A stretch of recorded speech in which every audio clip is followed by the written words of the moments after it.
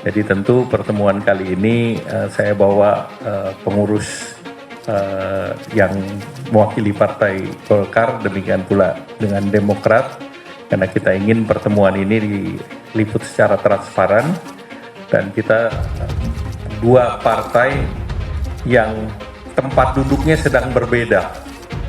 Satu berbeda pada pemerintahan ini, Partai Golkar tentu berada di pemerintahan dan Partai Demokrat sedang beroposisi.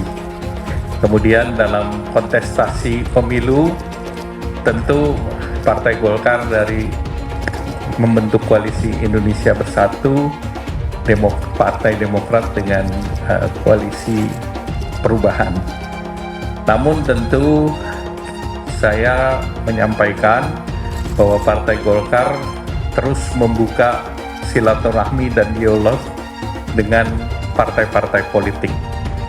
Karena penting bagi Indonesia agar seluruh partai ini suasananya adem dan kita memasuki pesta politik tidak dengan tegang, tapi pesta politik dengan kebahagiaan. Nah, tentu kebahagiaan dalam pesta politik hanya bisa terjadi kalau komunikasi antar partai politik, apakah itu berasal dari koalisi yang sama atau berbeda, tetap komunikasinya intens.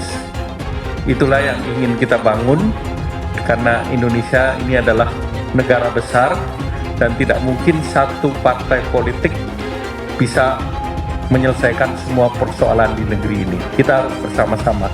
Partai Golkar mempunyai filosofi yang sama dengan Partai Demokrat. Tadi disampaikan Partai Golkar dan Demokrat pernah bersama di tahun 2004 sampai 2014, dan tentu kebersamaan itu mempunyai sejarah yang sama-sama kita pahami bersama dan punya pengertian.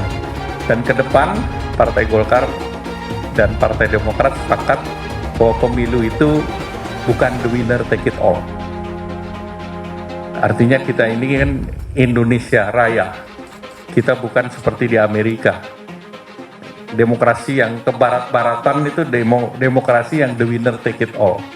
Sedangkan kita demokrasi Pancasila. Jadi siapapun yang menang, mari kita bersama-sama membangun negeri.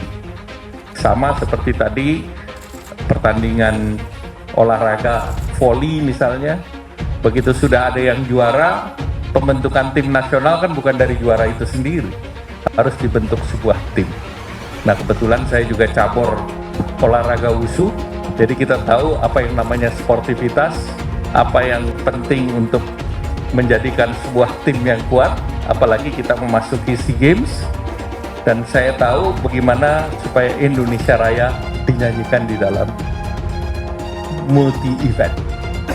Yang bisa menyanyikan Indonesia Raya hanya satu, presiden berkunjung ke negara lain, atau atlet mendapatkan emas di dalam multi event. Nah, kita ingin politik nuansanya seperti itu, sehingga kita betul-betul pesta politik yang berbahagia, bukan pesta politik yang membelah bangsa ini menjadi dua. Karena yang paling kita khawatirkan, kalau bangsa ini terbelah dengan politik identitas, kalau di ekonomi ada istilah namanya scare, ada luka yang dalam. Demikian juga politik, ada scare, luka yang dalam, scar yang luka yang dalam, dan tidak dalam waktu dekat dia sembuh. Nah, ini yang kita ingin tinggalkan. Mari kita bersama-sama, posisi tidak harus bareng, tidak harus dalam posisi sama, tapi yang paling sulit adalah dalam posisi berbeda, kita bertujuan yang sama untuk kemajuan dan kesejahteraan. Pertaruhan kita adalah 10 tahun ke depan. Indonesia masuk dalam bonus demografi yang akan berakhir di tahun 2038. Maka kesatuan politik pasca pemilu itu penting, tetapi persatuan politik pasca pemilu tidak bisa terjadi kalau tidak dirintis dari sekarang. Perbedaan kita hanya pada tanggal 14 Februari, pada saat masyarakat memilih mencoblos. Sesudah itu kita kembali bersama-sama. Silaturahmi ini tentunya akan membahas isu-isu kebangsaan terkini, namanya tokoh-tokoh bangsa. Kalau bertemu ya tentu yang dibahas adalah isu-isu kebangsaan. Demokrat sendiri berkomitmen penuh memperjuangkan perubahan dan perbaikan bersama teman-teman Nasdem dan teman-teman PKS di koalisi perubahan. Sudah menjadi keputusan di internal Partai Demokrat dan kesepakatan di koalisi perubahan kalau capres kami adalah Anies Baswedan. Menyambut baik pertemuan-pertemuan yang seperti itu. Memang sedemikianlah seharusnya para pemimpin bangsa harus terus bersilaturahmi terlepas dari pilihan politik masing-masing. Saya kira ini bagian dari politik kebangsaan, sama seperti yang dilakukan oleh Pak Surya Paloh.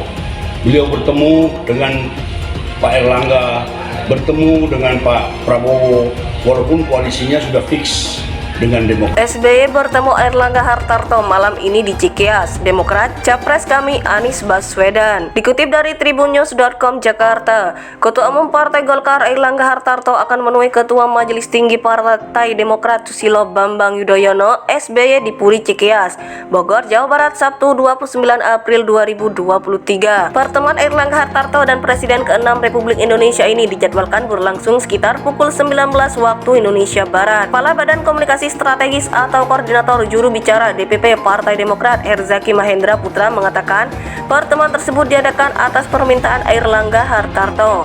Mengingat sebelum ini Bapak SBY sering bepergian dan berada di Pacitan mempersiapkan pembukaan Museum SBY ANI. Pertemuan ini baru bisa dilaksanakan malam ini, apalagi momennya masih suasana lebaran, kata Herzaki Mahendra dalam keterangan yang diterima Sabtu. Dalam pertemuan tersebut, rencananya SBY akan didampingi Ketua Umum Partai Demokrat Agus Harimurti Yudhoyono (AHY) dan Sekjen Partai Demokrat Teuku Rifki.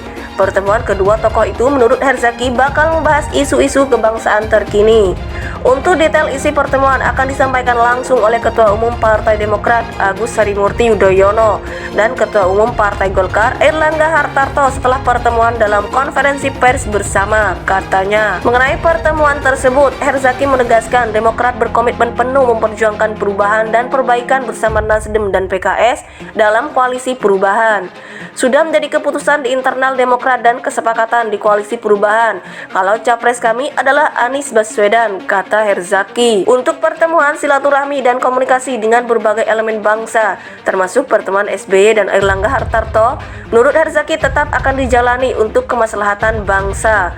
Kolaborasi dan komunikasi dengan berbagai elemen bangsa harus tetap dilakukan, meskipun saat ini tidak berada di koalisi yang sama. Permasalahan bangsa ini dan tantangannya ke depan makin kompleks, butuh kerja keras dan kebersamaan seluruh elemen bangsa dalam menghadapinya, katanya.